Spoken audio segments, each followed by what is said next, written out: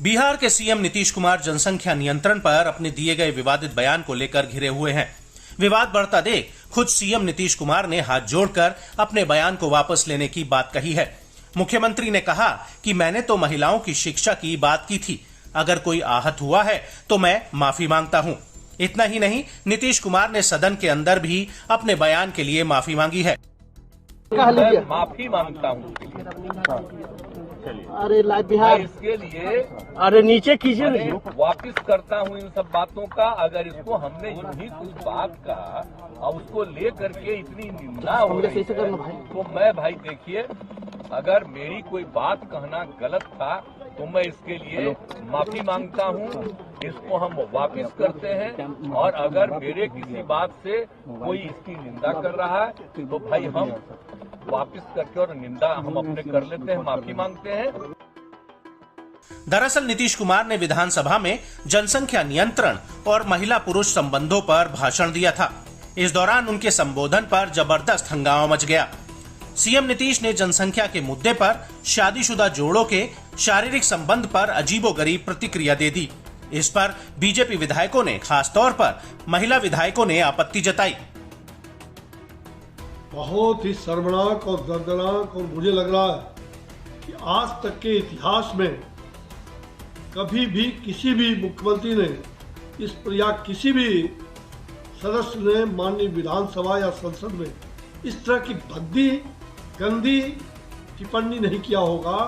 और महिलाओं का अपमान, पूरे मातृशक्ति को जो इन्होंने जिस प्रकार से अश्लील भाषा, मैंने वीडियो देखा, जो बात इन्होंने कहा है वो अत्यंत ही दुर्भाग्यपूर्ण ही नहीं बल्कि निंदास्पद है और इनको अविलंब इस्तीफा देना चाहिए और पूरी देश की जनता से माफी मांगनी चाहिए।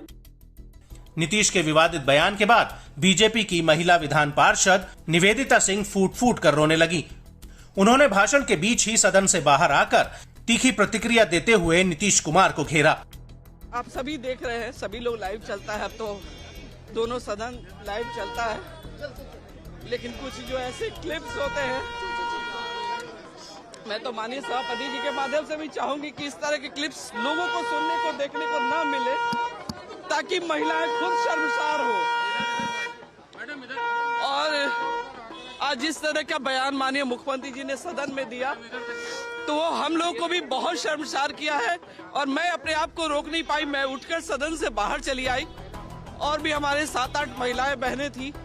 शायद वो अपने नेता को सुनना चाह रही, वो सुन रहे होंगे, मुझे उससे कोई आपत्ति नहीं है, लेकिन मुझे सुनने की शक्ति नहीं थी, इसलिए मैं हाउस से उठ के बाहर चली आई। हमारे अध्यक्ष थे, हमारे नेता भी बैठे हुए थे, लेकिन मैं खुद को नहीं रोक पाई और मैं उनके उस प्रवचन को सुनने का साहस नहीं जुटा पाई और मैं बाहर चली आई। मुझे आंखों में आंसू इसलिए है कि एक महिला होना, आज उन्होंने बता दिया, उन्होंने बेइज्जती कर दी सरेआम। वहीं बीजेपी नेता शहजाद पूनावाला ने भी नीतीश कुमार पर निशाना साधते हुए उनसे इस्तीफा देने की मांग कर दी है। नीतीश कुमार जी इस प्रकार की निम्न स्तर की टिप्पणियां करते हैं, आज उन पर कार्रवाई होनी चाहिए। उनको कोई नैतिक आधार नहीं है अपने पद पर बने रहने का। इस प्रकार की टिप्पणी करके और आधी आबादी मतलब 50% लोगों को इतना बड़ा ठेस पहुंचाकर इस पद पर बने रहने का उनको कोई नैतिक अधिकार नहीं। इस दौरान बिहार के डिप्टी सीएम और आरजेडी नेता तेजस्वी यादव की प्रतिक्रिया भी चर्चा में रही। तेजस्वी ने नीतीश कुमार के बयान का समर्थन करते हुए कहा कि वो सेक्स एजुकेशन के बारे में बात कर रहे थे। कोई अगर कोई गलत मतलब निकालता है तो ये गलत बात है। एक तरह से जो भी मुख्यमंत्री जी का बयान आया जो सेक्स एजुकेशन के बारे में, और जब भी सेक्स एजुकेशन की बात की जाती है तो इसकी लोग जो है शर्माते हैं, हिचकते हैं, तो उससे लोगों को बचना चाहिए। तो स्कूलों में पढ़ाई होती है भाई, साइंस, बायोलॉजी, ये तो स्कूलों में पढ़ाई होती है, बच्चे पढ़ते हैं भाई। तो हमको लगता है कि सेक्स एजुकेशन की अगर बात है, उनका कहने का मतलब आबादी कंट्रोल जो है क्या करना है, वो प्रैक्टिकली बात जो भी आती है उन्होंने अपना बात किया। तो इससे लोगों को गलत तरीका में नहीं लेना चाहिए, एतराज नहीं लेना, but it should be more taken as a sex education. वहीं बिहार बीजेपी अध्यक्ष सम्राट चौधरी ने नीतीश के बयान की कड़े शब्दों में निंदा की है। उन्होंने कहा कि बिहार की 6.5 करोड़ महिलाएं शर्मसार हो गई हैं।